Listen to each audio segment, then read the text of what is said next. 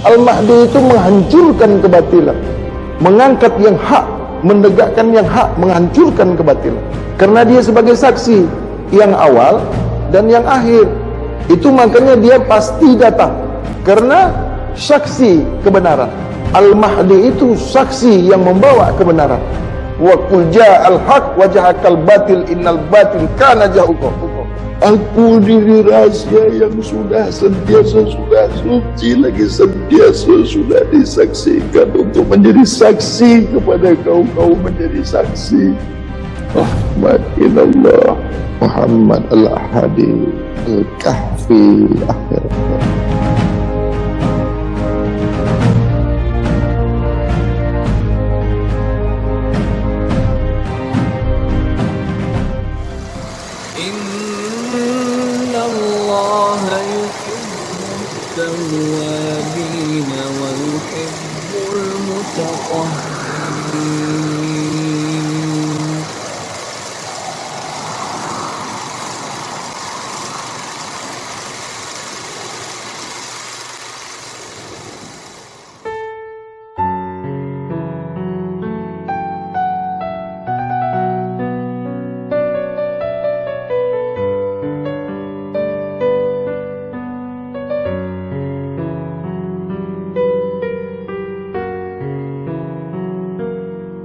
Melihat jamaah berkumpul, sungguh indah penglihatan malam ini, Cip.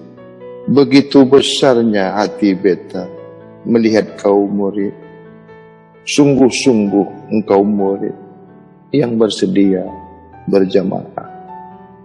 Tiada ku lupa, wahai kau murid, tiada kau terlepas pandang. Taatnya kau kepada aku, taatnya kau kepada risalah suci ini. Jatuh tauliah kepada kau, tetap iktiraf kepada engkau. Engkaulah yang sungguh-sungguh boleh, engkaulah yang sungguh-sungguh mendapatkan risalah rahasia ilmu suci ini. Nyata sungguh risalah suci ini kepada kau, wahai murid. Zahir sungguh ilmu suci ini kepada kau. Terserah di wajahmu cermin perbuatanmu. Tidak dapat kuperkatakan, tidak dapat kubayangkan. Tunggu aku datang kembali kepada kau, wahai Ahmad bin Muhammad Amin Allah al-Hadi al-Kahfi.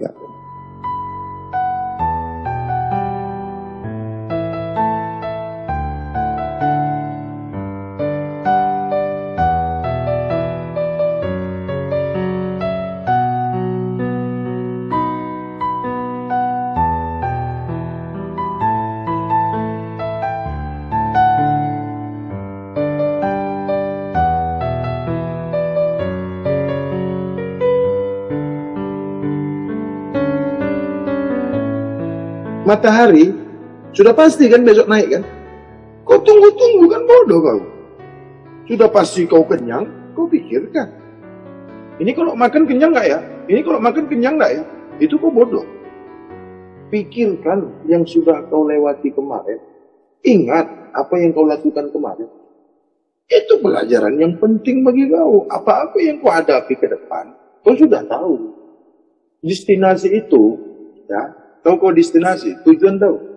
Sekarang ini kau buat. Kalau mau kau bagus destinasi kau, sekarang kau tempuh dulu. Maksud kau, destinasi yang kau tidak tahu tujuannya.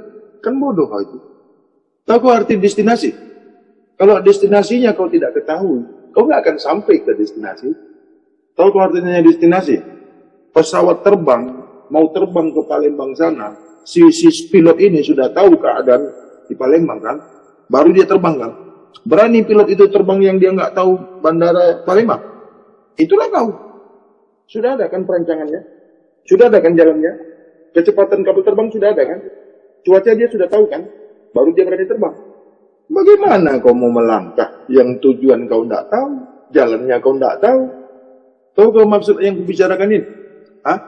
Kau kok asik-asik mau ke surga aja? Kan ditanya, kau tujuan kau apa Islam ini? Surga kau bilang kan? Siapa yang udah pulang dari sana? Ada yang udah pulang dari sana? Kau berpikir itu mengikuti pikiran orang lain. Jati diri kau Jati diri kau itu, kau tidak mau menjadi dirimu sendiri. Kau mau jadi diri orang lain. Kau tidak pernah mau menjadi dirimu sendiri.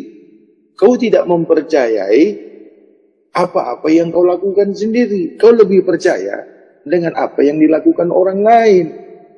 Kau hidup dengan kepura-puraan. Yang kau lakukan itu pura-pura. Tidak sebenar-benarnya perbuatan kau itu menunjukkan jati diri kau itu. Kau tidak pernah minta dimatikan. Perbuatan kau itu kau minta dimatikan. Kau tidak pernah meminta sakit. Kau selalu meminta sehat. Itu kau sakit. Kau selalu minta rezeki. Kau selalu minta kebahagiaan. Itu kau tidak bahagia. Kau sentiasa minta tenang. Itu kau bercelana. Untuk mengetahui kau taat atau tidak taat, aku punya cara sendiri. Kalau ku tanya sama kau 2 tambah 2, sudah pasti kau jawab 4. Aku nggak tanya kau begitu. Ya nggak keluar isinya. Kau menguji. Yang kau tidak ketahui, yang kau tidak pikirkan, yang kau tidak rasakan, yang kau tidak lihat, yang kau tidak dengar. Kalau yang sudah pernah kau dengar, sudah pernah kau lihat, yang sudah pernah kau rasakan, yang sudah kau pahami, yang sudah kau ketahui, untuk apa kau diuji? Tahu kau ujian itu? Kalau yang kau ketahui, itu bukan ujian. Yang sudah pokok, yang sudah kau pernah rasakan, itu kau bukan ujian. Begitu juga kasab itu. Kasab itu yang sudah pernah kau lihat, itu sudah terbaca di pikiranmu.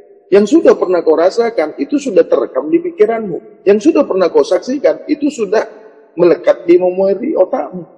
Itu bukan kasab. Kau tidak mampu melihat yang belum pernah kau lihat. Kau tidak mampu memikirkan yang belum pernah kau pikirkan. Kau tidak pernah mampu mendengar yang belum pernah kau dengar. Kau tidak berkata-kata yang belum pernah kau perkatakan. Yang kau perkatakan itu yang sudah diperkatakan orang. Yang kau lihat itu yang sudah dilihat orang. Itu pekerjaan yang mengulang. Bagaimana kau mau terus maju? Bagaimana kau mau mendapatkan wawasan yang jauh? Bagaimana kau mau mendapatkan pikiran yang luas? Yang kau pikirkan itu, yang belum kau jalani. Yang kau ingat itu, yang belum pernah kau dapatkan. Yang kau panggil-panggil itu, yang belum pernah kau jumpa. Yang kau inginkan itu, belum pernah kau rasakan. Kau pergi ke satu tempat, kau dengan hayalan. Kau mau menuju destinasi, yang destinasi itu belum pernah kau duduki. Kau mau berjalan, yang jalan itu belum kau ketahui. Yang kau ingat itu, yang kemarin. Memangnya hidup kau itu kemarin dengan besok? Hidup kau itu kemarin dengan besok? Destinasi itu, jalan yang sudah kau lalui. Yang kau jumpa besok, yang sudah pernah kau lalui. Kau kan makan kan yang sudah pernah kau rasakan, baru mau kau makan kan? Baru kau yakin dengan makanan itu kan? Kau berani tak makan yang belum pernah kau makan? Jelas kau tidak mau memakan yang belum pernah kau makan. Kau tidak pernah mau makan yang belum pernah kau rasakan. Kau tidak mau memakan yang belum kau ketahui. Itulah kau. Kau tidak pernah mau mencoba hal-hal yang baru. Begitu pendeknya pikiran kau. Coba kau selalu belajar apa yang sudah kau lakukan. Coba kau belajar dengan apa yang pernah kau jalani. Artinya, menuju satu tempat, kau harus tahu siapa yang sudah pernah menuju destinasi itu. Carilah orang yang sudah pernah berjalan, dan carilah orang yang pernah sudah sampai ke destinasi. Kau akan selamat. Ketika kau berjalan yang belum pernah kau jalani, kau mendapatkan masalah di tengah perjalanan kau itu, kau merasa kau disakiti, kau merasa kau diuji, kau merasa kau dihalangi. Kau tidak mengerti, kau tidak tahu. Perjalanan kau itu, kau sendiri belum pernah jalan di perjalanan itu. Akhirnya kau menghukum dirimu sendiri. Karena kebodohan. Coba kau ingat dari kecil itu. Sampai kau besar, itu kan yang sudah pernah kau makan dulu kan. Ketika aku mengajarkan kau hal-hal yang baru, kau nggak akan mudah menerimanya. Kau pikir mudah mengajarkan manusia menjadi manusia? Lebih bagus mengajarkan binatang jadi manusia. Dia polos, kosong. Kau sudah berapa banyak di kepala kau itu? Memori kau sudah kepake kan? Kalau binatang tadi, Kau pikir mendidik hewan itu susah? Kau pikir melatih hewan itu susah? Yang susah itu mendidik manusia, mengajar manusia. Karena dia sudah mengatakan dirinya manusia. Kata dia manusia. Mana pernah binatang bilang dia binatang? Anehnya kau belum manusia, kau mengaku manusia. Kau yang menilai dirimu sendiri. Memangnya kau sendiri yang mengajarkan diri kau? Kalau hanya makan, kau katakan kau tidak belajar makan, kau boleh makan, itu kan satu kebodohan. Kau nggak ingat dulu air susu itu dimasukkan ke mulutmu. Itu kau dididik, itu kau diajarkan bagaimana makan. Itu kau dididik cara makan. Kau tidak pernah dididik, kau tidak pernah diajarkan bagaimana memilih makan. Memangnya kau dulu dipanggil mak kau, sini kau mau netek, sini panggil nih, tetek. Begitu dulu mak kau mengajarkan kau. Tetek mak kau itu yang masukkan teteknya ke mulut kau kan. Disitulah kau tidak sadar yang kau diajarkan cara makan. Itu cara makan. Makanya kau makan masuk ke mulut. Bagaimana kalau mak kau nggak masukkan ke mulut kau teteknya? Boleh jadi kau masukkan ke hidung kau. Kau cuma tahu cara makan. Kau tidak pernah diajarkan memilih makan. Kau tidak diajarkan apa yang boleh dimakan, apa yang tidak boleh dimakan. Itu makanya sewaktu kau kecil, apa saja yang dikasih kau makan, kau makan. Karena kau tidak mengetahui. Apa saja yang dikasih makan, kau makan. Tai pun, racun pun dikasih kau. Waktu itu, masa itu, so pasti kau makan itu. Sampai kau besar, sampai kau tua, kau tidak pernah tahu apa yang boleh dimakan, apa yang tak boleh dimakan. Karena kau hanya dibagi tahu, diajarkan, dipahamkan bagaimana cara makan. Akhirnya semua kau makan. Kau tidak tahu mana yang boleh merusak diri kau, mana yang tidak merusak diri kau. Apalagi ayah mak kau tidak mengerti mana yang merusak diri, mana yang memperbaiki diri. Mana makanan yang merusak, mana makanan yang baik. So pasti kau tidak akan pernah diajarkan pola makan yang baik. Yang diajarkan cara makan yang baik. Berapa banyak guru makan, cara makannya yang baik. Tempat makannya yang baik. Yang dimakannya tak baik. Pola makannya bagus, cara makannya bagus, tempat makannya bagus. Yang dimakannya tak bagus. Begitu juga, tempat belajarnya bagus, gurunya bagus, pelajarannya tak bagus. Tahu kau cara belajar bagus, tempat belajar bagus, gurunya bagus, materi ilmunya itu tidak bagus. Itu yang kusampaikan kau tadi, cara makannya bagus, tempat makannya bagus, yang dimakannya tidak bagus. Seorang guru yang tahu makan bagus, cara makan yang bagus, barulah menghasilkan manusia yang bagus. Sesungguhnya yang kau makan itu, itulah bentuk karakter dirimu. Ini baru persoalan makan. Ini baru pelajaran makan. Belum bab ilmu. Dari kau berbahasa saja, dari cara makan kau saja, dan dari cara kau memilih makan, aku tahu kalau kau bukan manusia.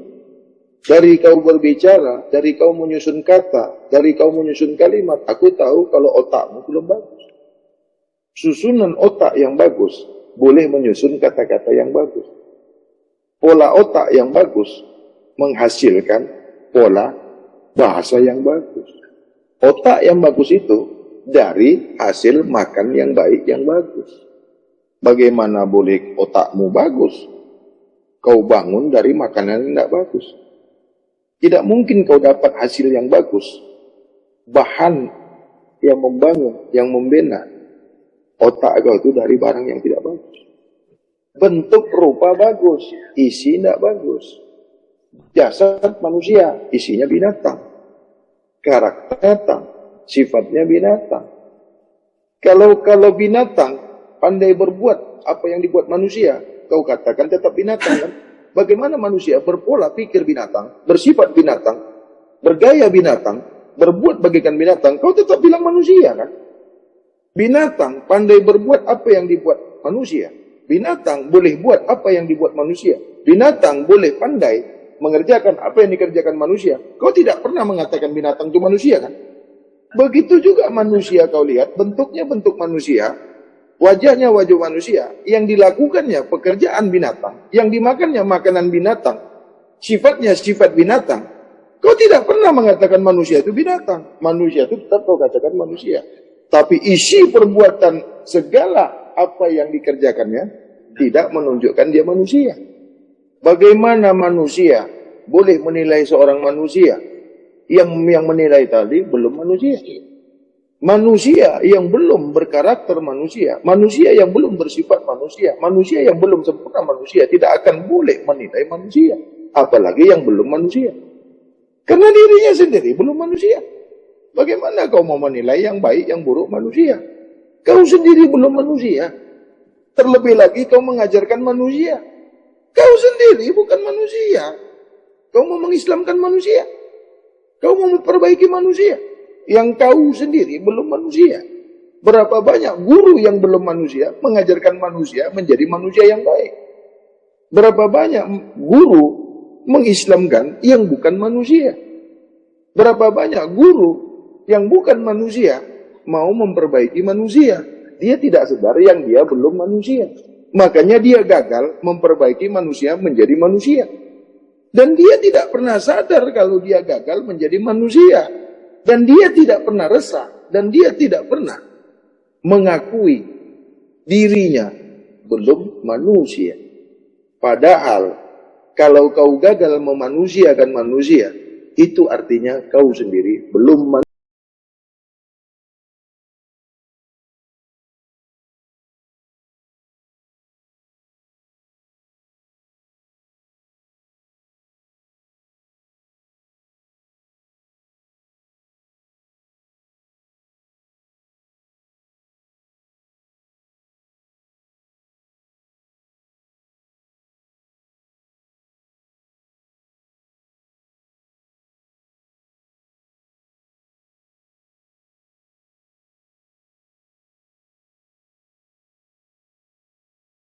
Itu sesuatu yang sudah kau jalani.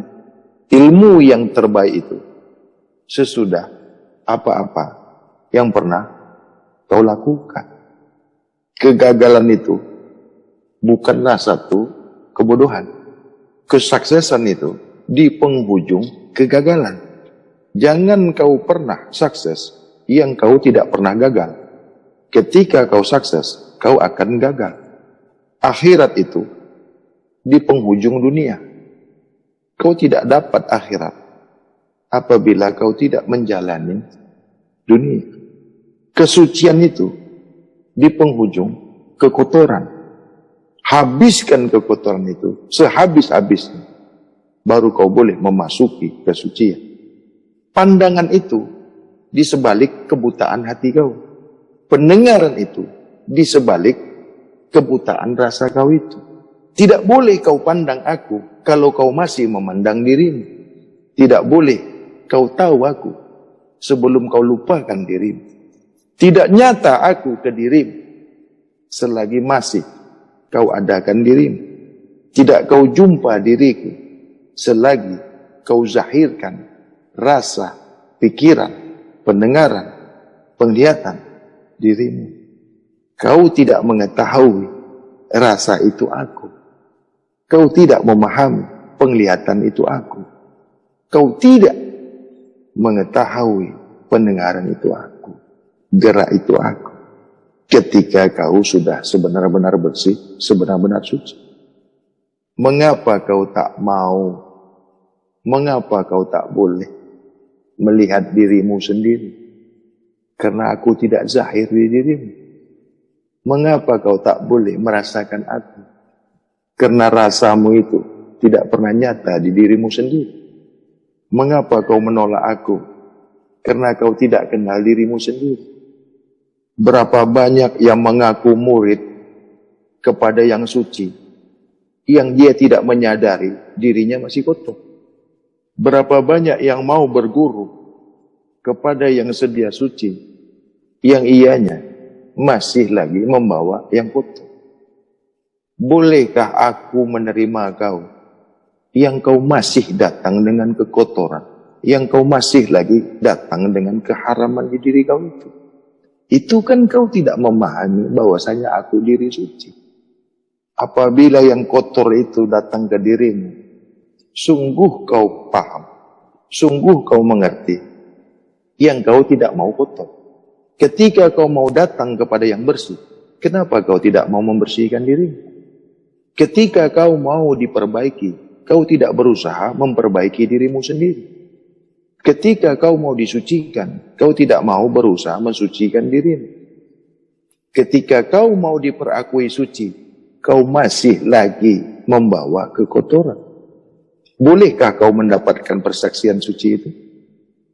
Enak kali ya, nyaman kali kau panggil aku guru ya. Begitu hancurnya diriku, begitu hinanya diriku, sebab hati aku mendengarkan kau sebut, kau panggil aku guru. Yang kau tidak menyediakan, yang kau tidak bersiap, yang kau sebagai murid suci. Ketika kau panggil aku guru, kau sudah membatalkan dirimu sendiri. Begitu hancurnya hatiku ketika kau sebut guru, aku tidak melihat ada murid di situ. Tak payah kau datang dengan menyebut guru yang aku sudah melihat kau sedia menjadi murid. Tak payah kau panggil guru yang aku sudah melihat dirimu sebagai murid yang bersih, yang suci. Bagaimana dengan si bisu? Tak pernah menyebut aku guru, tak pernah memanggil aku guru. Tapi dia datang dengan diri yang bersih, sebersih-bersihnya diri. Ianya datang dengan hati, dengan diri yang suci, sebenar-benar suci. Itulah murid, sebenar-benar murid yang meminta menjadi murid. Bagaimana seorang murid yang datang dengan kekotoran? Bagaimana seorang murid yang datang dengan keharaman meminta diperakui sebagai murid? Itulah murid tidak tahu siapa dirinya, apa dirinya. Itulah murid yang tidak pernah belajar sebelum menjadi murid. Itulah murid yang tidak mengetahui guru sebelum ianya berguru. Maka ia tidak pernah menjadi seorang murid. Maka ia tidak pernah mendapatkan guru, sebenar-benar guru. Terlebih lagi, yang ia jumpa guru penipu. Akhirnya guru menipu murid. Apabila guru menipu murid, maka murid menipu guru. So pasti kedua-duanya tipu menipu. Itulah nyata murid dan guru sama-sama penipu. Guru penipu pasti jumpa dengan murid penipu. Murid penipu so pasti jumpa guru penipu. Apa yang kau buat, itu yang kau dapat. Apa yang kau cari, so pasti datang kepadamu. Yang kau cari itu, itulah dirimu. Yang datang kepadamu, contoh dirimu. Yang kau inginkan itu, cermin dirimu. Destinasi yang kau tuju itu, sudah ada pada dirimu. Aku tidak akan pernah datang di dirimu. Aku tidak pernah nyata di dirimu. Aku tidak pernah jahir di dirimu. Yang kau tidak mengetahui, yang kau tidak sedia, yang kau tidak pernah mau bersih, yang kau tidak pernah mau suci. Ahmad minallah, Muhammad, aminallah, al-hadi, al-kahf.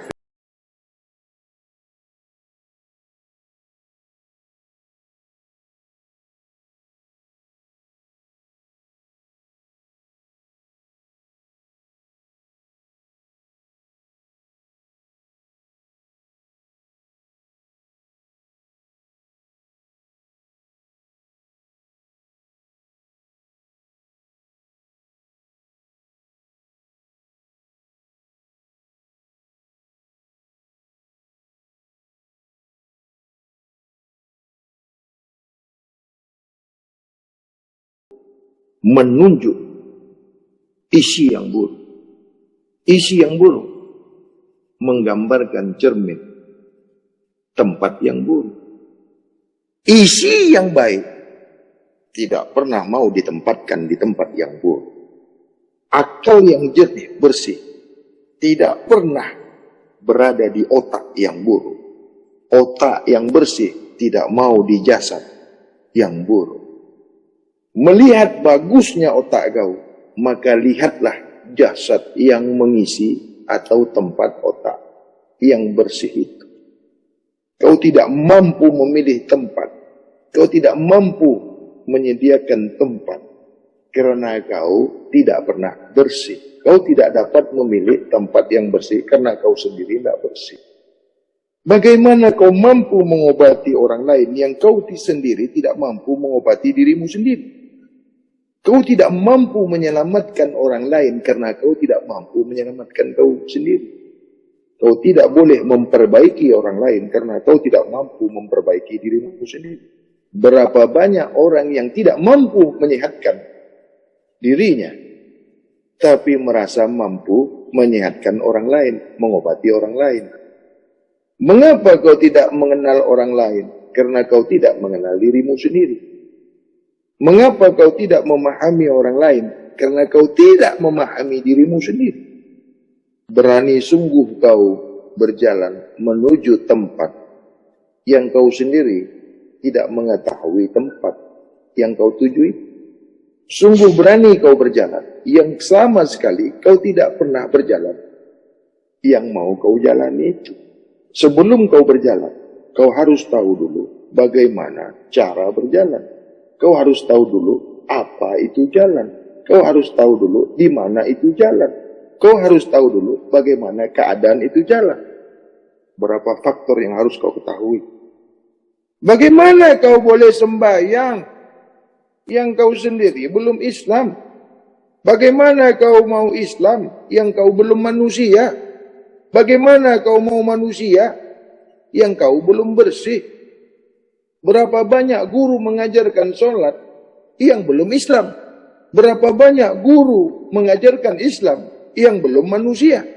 Bagaimana banyak guru yang mengajarkan manusia yang dia belum pernah bersih? Maka kegagalan demi kegagalan yang dihadapi guru itu karena gurunya sendiri belum manusia, karena gurunya sendiri belum Islam, tetapi tidak pernah mengakui dirinya belum Islam. Guru yang tidak pernah Islam tidak pernah tahu yang diajarkannya itu sebenar-benar Islam atau pura-pura Islam, gagal Islam karena dirinya sendiri belum tahu apa itu Islam.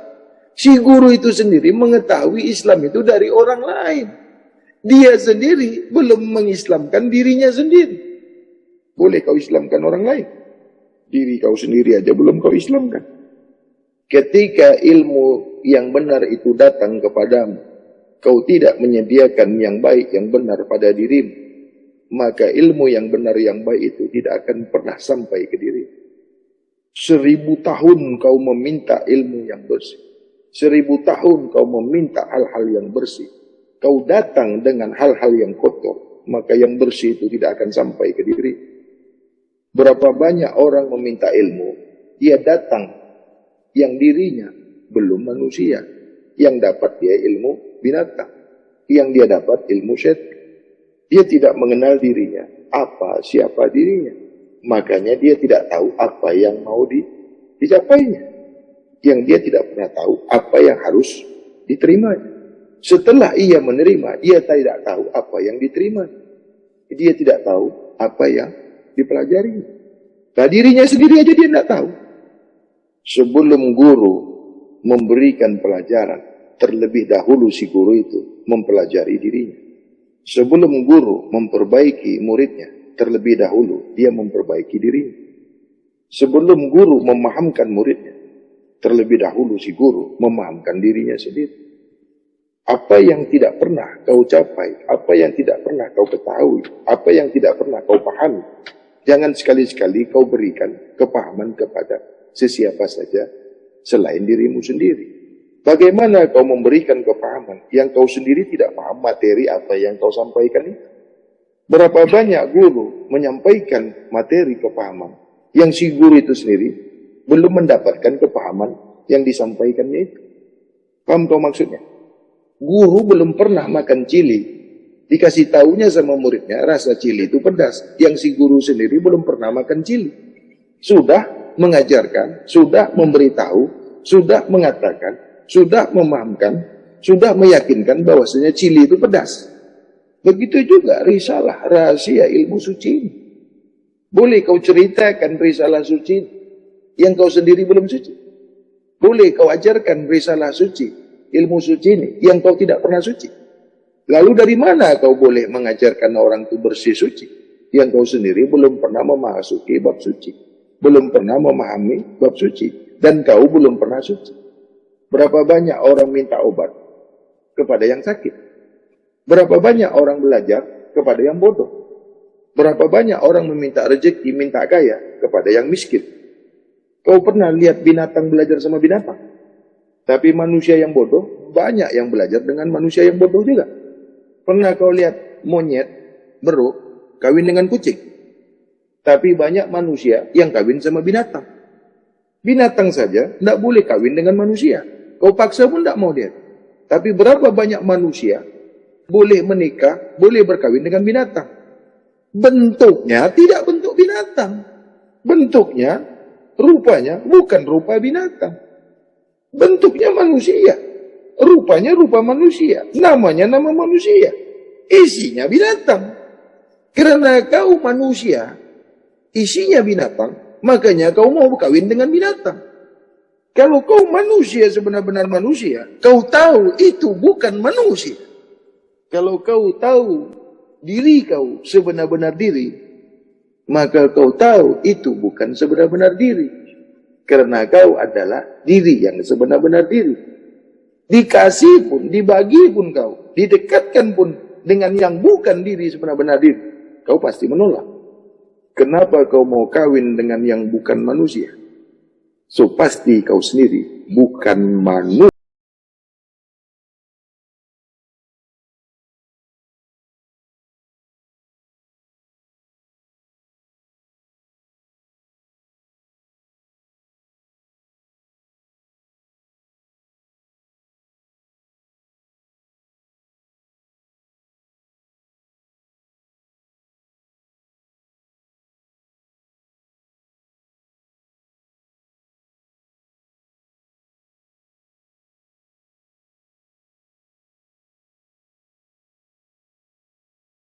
Dalam risalah suci, dalam bab suci, tak sama dengan bab-bab yang lain.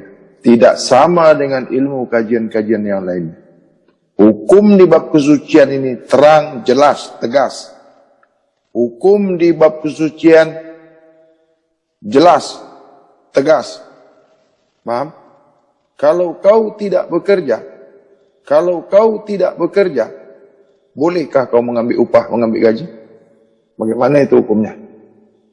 Kau sekarang belajar apa nih? Bab apa nih? Kau lupakan dulu bab yang lain.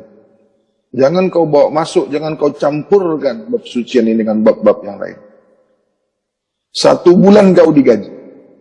1 bulan lamanya kau sudah dibayar. Tapi kau tidak kerja dalam 1 bulan. Akal kau ini terbuka ya. Bawa akal kau ya. Bawa akal kau ya. Kalau kau benar manusia, kau pandai berpikir, ya, kau kerja, kau gaji kau dibayar 1 bulan. Contoh, kau pernah beli baju nak? Harga yang kau bayar itu untuk 1 baju. Harga yang kau bayar itu untuk sebuah sehelai baju. Paham kau? Beranikah kau bayar dengan harga separuh baju? Baju yang kau terima itu utuh. Baju yang kau terima itu sempurna. Baju yang kau terima itu bagus. Ada jahitannya, ada lengannya, ada butangnya. Bolehkah kau bayar dengan harga separuh baju? Atau kau membayar dengan harga baju yang penuh, baju yang sempurna? Yang kau kasih itu, yang kau bayar itu, harga untuk 1 baju. Tapi dikasihnya kau baju itu separuh. Maukah kau? Kenapa kau mengambil upah penuh, tapi kau tidak membayar penuh? Mengapa kau ambil gaji penuh selama 1 bulan, tapi yang kau kerja, yang kau bagi, tenaga kau tidak penuh? Kenapa? Buka akal kau ya, pakai ya. Tadi kau katakan kau bawa akal kau kan? Itulah zaman hukum yang dibelokkan, hukum yang dipermudahkan. Ya, itulah kau mengikuti hukum yang bukan hukum Islam. Jangan kau mengambil upah yang tidak sama dengan apa yang kau kerjakan. Jangan kau membayar yang harganya tidak sama sukatnya. Kerja kau dengan upah kau itu mesti sama. Maksudnya, apabila kau dibayar untuk bekerja 1 bulan, kau mesti kerja dalam 1 bulan itu. Ada tak perjanjiannya semasa kau kerja tuh? Aku nanti jam macam ini aku tak kerja. Jam ini aku tak kerja. Ada tak perjanjiannya macam itu? Nah, jadi kalau kau mau terlepas dari hukum, kau harus buat perjanjian. Nanti aku kerja jam 12 aku makan. Jam 1 aku pura-pura sembahyang supaya aku tidak kerja. Lepas itu aku lari sana, lari sini. Kalau masuk pukul 7, kau masuk pukul 8. Ada tidak orang yang mau ambil kerja kau macam itu? Tadi sudah aku jelaskan. Kau membeli sehelai baju yang kau bayar itu seharga 1 baju. Tapi baju yang kau terima itu separuh. Kau mau tidak? Mengapa kau mengambil upah, mendapatkan gaji penuh, tapi kau tidak membayar dengan pekerjaan kau yang penuh? Mengapa? Ini hukum tegas ya. Ini hukum di Risalah bab suci. Ya, jangan kau ingat yang lain. Jangan kau bawakan ke hukum syariat, hukum tarekat, hukum hakikat, hukum marifat. Jangan. Lain lagi itu. Lain. Jangan kau samakan. Tahu kau bab suci? Segala sesuatunya mesti bersih, mesti suci.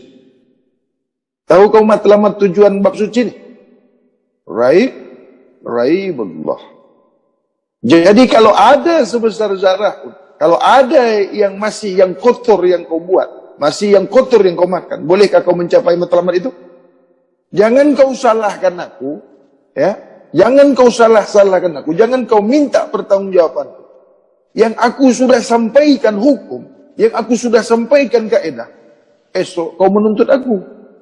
Esok kau menyalahkan aku. Aku ni kenapa mati? Aku ni kenapa menanggung dosa? Aku ni kenapa masuk dalam kubur? Sudah aku bagi tahu kau kan? Sampai di sini mana yang kau belum paham? Tadi kan tak macam itu. Itu lain perkaranya. Apabila kau zakatkan, bermakna bersihlah yang kau dapatkan itu. Begitulah caranya membersihkan apa yang kau dapat itu. Itu makanya di dalam Islam itu, rukun Islam itu, ada tak perkara zakat dalam rukun Islam? Hak-hak Islam itu ada. Nah, sampai di sini kau paham? Pahami itu, ingat itu. Ya, kau mau mati, kalau kau mau masuk dalam kubur, jangan kau dengarkan yang tadi itu. Ya, kalau kau mau mati masuk dalam kubur, mau disembayangkan kau esok, mau dimandikan kau, nafikan semua yang kujelaskan itu. Kau pakai hukum syariat. Paham ini? Jangan kau tanya lagi kenapa aku tersiksa, kenapa aku masih berdosa, kenapa aku masuk dalam kubur. Jangan kau tanya aku. Ya, sudah aku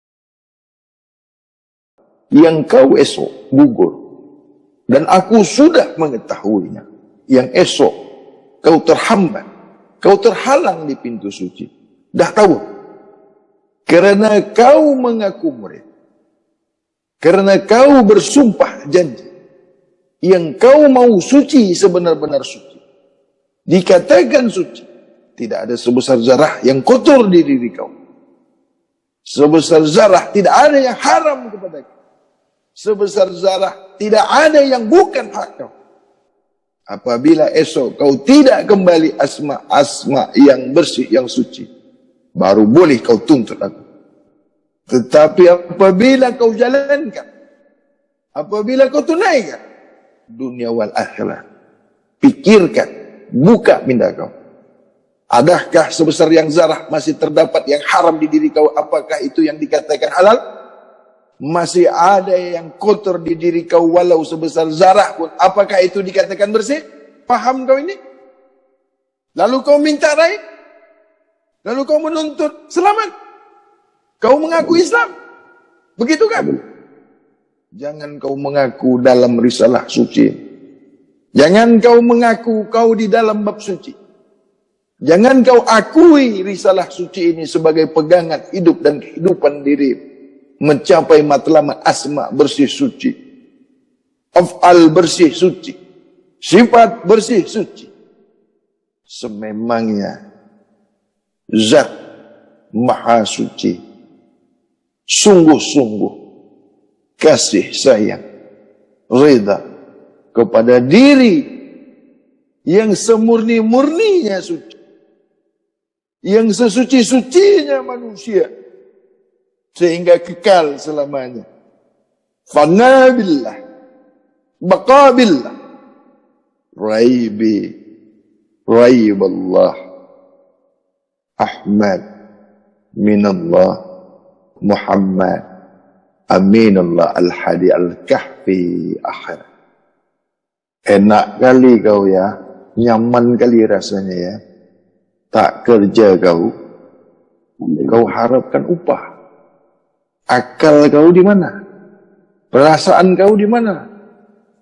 Sudah aku jelaskan kan. Kau membayar sehelai baju dengan harga yang dibaginya kau, baju yang separuh. Nak kau terima tu? Hah? Habis kalau kau dapat gaji 1 bulan tu, berapa yang kau bagi tenaga kau tu? Berapa yang kau bayar dengan kerja kau tu? Berapa? Halal. Cuba kau buka hati kau. Tanya diri kau. Tanya ke diri kau. Adakah yang kau makan itu sudah terlepas dari yang haram? Sudah terlepas dari yang kotor? Adakah yang kau pakai, yang kau bagi makan anak istri kau itu, sudahkah sebenar-benar halal? Sudah sebenar-benar bersih? Sudah sebenar-benar suci? Tanya diri kau. Buka hati kau. 100%, 100% kau memakan yang haram. 100% kau makan yang kotor. Di dalam yang bersih itu bercampur dengan yang kotor. Pikiran kau itu mengatakan, bermaksud kau mendapat upah gaji yang halal. Kau ingat kau kerja yang baik. Tanpa kau sadar. Tanpa kau ketahui. Tanpa kau paham. Kau memakan yang halal bercampur yang haram. Kau memakan upah gaji. Kau mendapatkan upah gaji. Tidak sepenuhnya. Tidak sebenar-benarnya halal. Sebenar-benar halal. Jangan esok kata kau, aku ni di risalah suci. Jangan kau kata, aku ni di bab suci. Ya? Mengapa aku ni tak raib? Mengapa aku ni mati? Ya? Enak kali kau ya. Masih ada yang haram di diri kau tu. Masih ada yang kotor di diri kau tu. Minta raib kau. Hah? Kau saja berniaga. Orang bayar penuh, kau bagi separuh. Atau kau membeli yang penuh, kau bayar dengan yang penuh, dibagi orang separuh, kau nak ke? Ini sudah masuk kajian suci. Ini sudah masuk ilmu suci. Kau mau tolak kajian ini? Kau nak berlari dari kajian ini? Aku mau kau bersih, murid. Aku mau kau suci. Aku mau kau selamat. Aku sayang kau murid. Sebenar-benar sayang aku kepada kau. Ku sampaikan walau pedih. Ku sampaikan dengan tajamnya lidahku. Sungguh pahit yang kau dengar ini, wahai murid. Sungguh berat aku menyampaikan ini. Karena aku sudah tahu kau terhalang. Karena aku sudah tahu kau tak dapat, kau tak sampai di pintu suci. Begitu kau mengaku murid kepada aku, begitu kau mengaku berguru kepada aku, betapa hancurnya aku apabila kau tidak berserta. Betapa merananya aku apabila kau tidak bersama-sama sampai ke pintu suci. Gagal aku, wahai murid.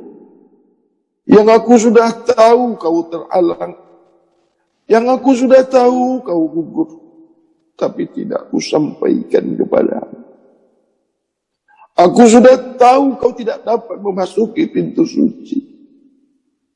Aku sudah tahu kau terhalang akan kekotoran yang masih kau bawa. Betapa hancurnya aku apabila aku membohongi kau. Betapa nistanya aku apabila tidak dapat membawa kau, wahai. Sedari awal sudah ku sampaikan kepadamu. Sedari sekarang sudah ku ingatkan kau.